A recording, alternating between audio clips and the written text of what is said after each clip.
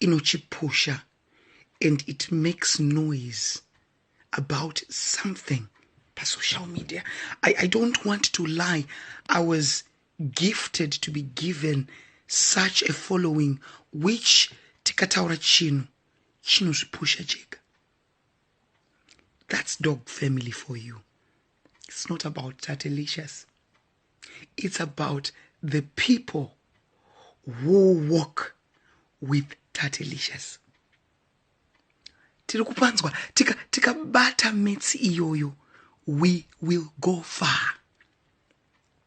Ukada kuuya nekuti vanhu vanolidwa naTatelicious, leader wavo Tatelicious akaita so unenge wairasa. Hatisi kutuka. We are having a constructive conversation. Mambo Dhuterere mairasa.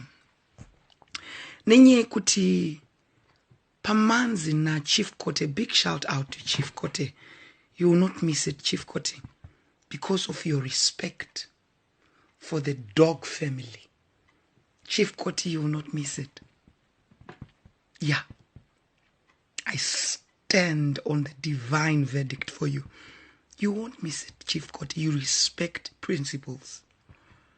Nzvimbo nenzvimbo ine varidzi vayo.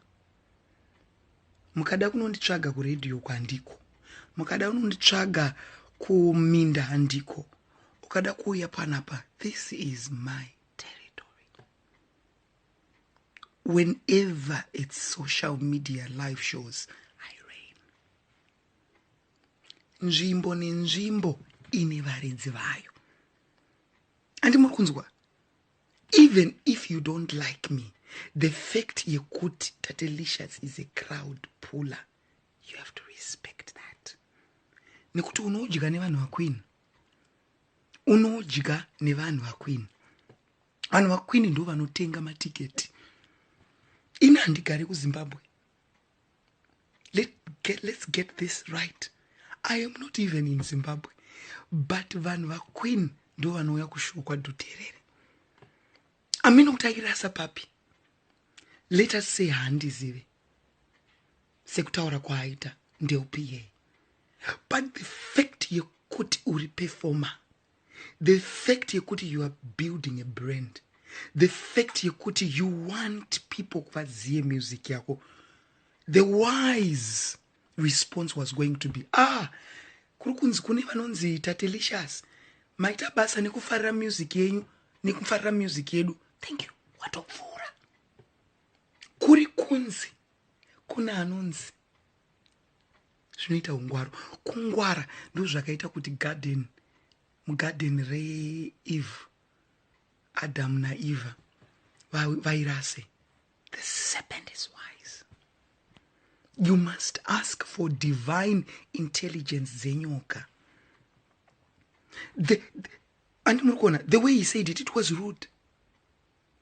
Rude. The papi Tatelicious pachati baba vaye ndinovada ndoenda kunoti ndoda kudanana naDhuterere. I'll give you an example. Let us start by something which is not far-fetched. Yesterday ndakaenda kuStar FM. Takasimudza chaunga 10,700. Japraiser achitadza kuchisimudza. What? Numbers don't lie. And it's not about Tatelicious. It's about vanhu vanofollowa Tatelicious. Ndine vanhu vanoinspirwa nezveAIDS. Ndine vanhu vanongobviswa zvestress nedepression. Ndine vanhu vanongondifarira. Ndine chaunga chakasiyana. Ndine fruit basket yechaunga. This should go kune muimbi wese wemuZimbabwe. Ukanzwa ndasupporta music yako. Don't take kuti Tatelicious anozoita zvichikadzi, Tatelicious anozodai. Tora vanhu vanofollowa Tatelicious. Tora Japraiser, I think he was 10.1. Yesterday, the dog family showed up 10.7. And at dinner time, if only we had more time, we were going to rise. That's dog. Unaenda kutaura nechirungu. Dzingai vanhu vari kuti speak in English. Kutaura neshona aizinya ye international. Andi muri kunzwa. but aswicha nyaya amva atanga kutaura nezvemukadzi wake. Aswicha nyaya amva atanga kupreza mukadzi wake. Hazi mai Dhuterere anoningi anobhadhara matiketi mahuri aQueen. And it was 10.8 yesterday. Okay, I didn't see that. Hazi mai Dhuterere mukadzi wako ongo uchi tozviziva unomuda stereke.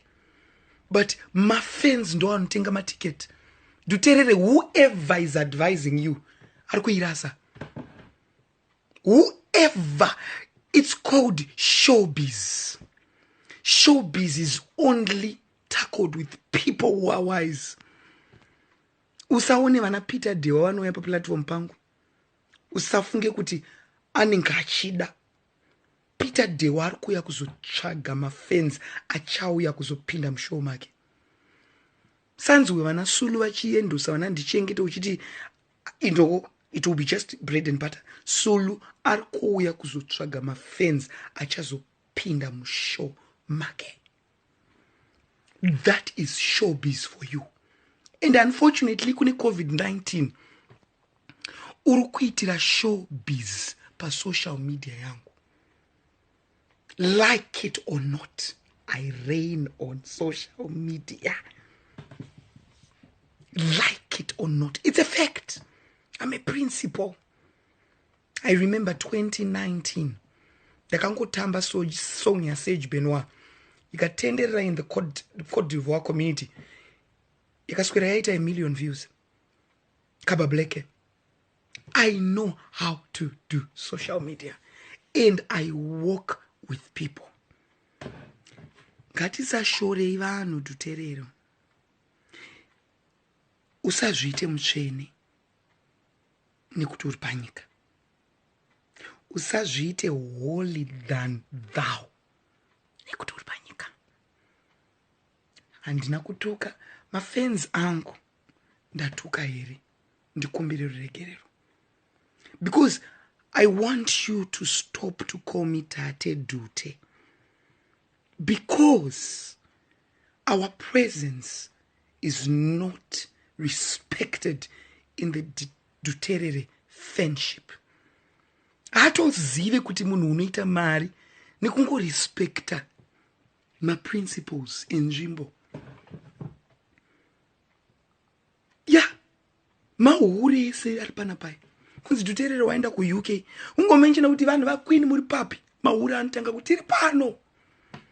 I am followed by a fruit basket of people.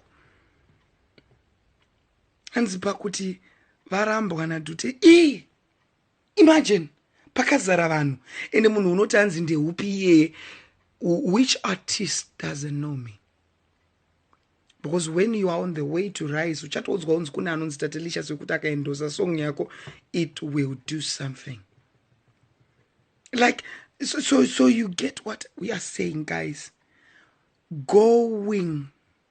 Yeah, it's now a Dhuterere. Tadampwa. A Dhuterere. Tadampwa. And be humble, Dhuterere. Be humble.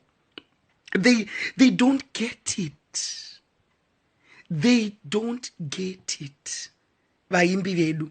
Andiwo mamuchinzwa kuti chichichi zvakaoma zviri kutozooma because I'm not going to be playing your song. And I have told my fans, unless he says sorry, because it's about choice of words. Imagine if that kuri kunzi kune anonzi zvikuru yauti Haundizive.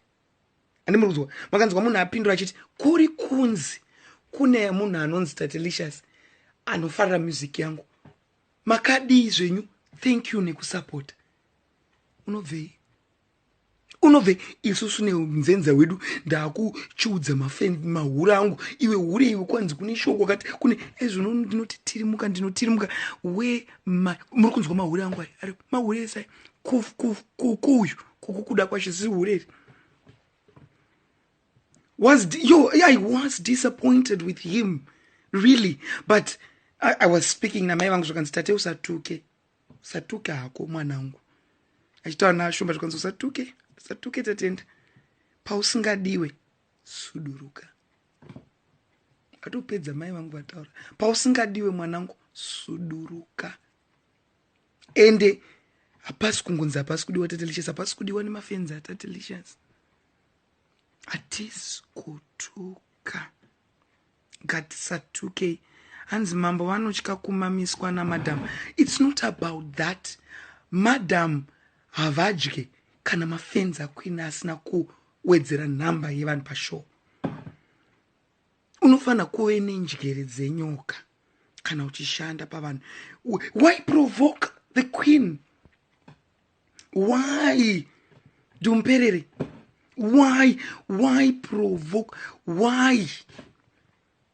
Dhuterere mwana wanezuro uno pa social media. Now makuita mashows pa social. Hanzi dzungu ita show madhuterere. Yeah, and atis kutuka my fans. But I did this for you.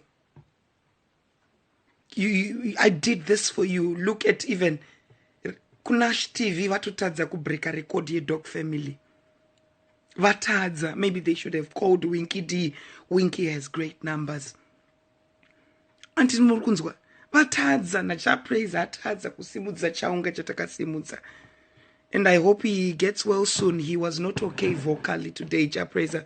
Maybe angane chikosoro or something, but vocally he was not okay. Maybe ane chikosoro or what. But Gati sashore vanhu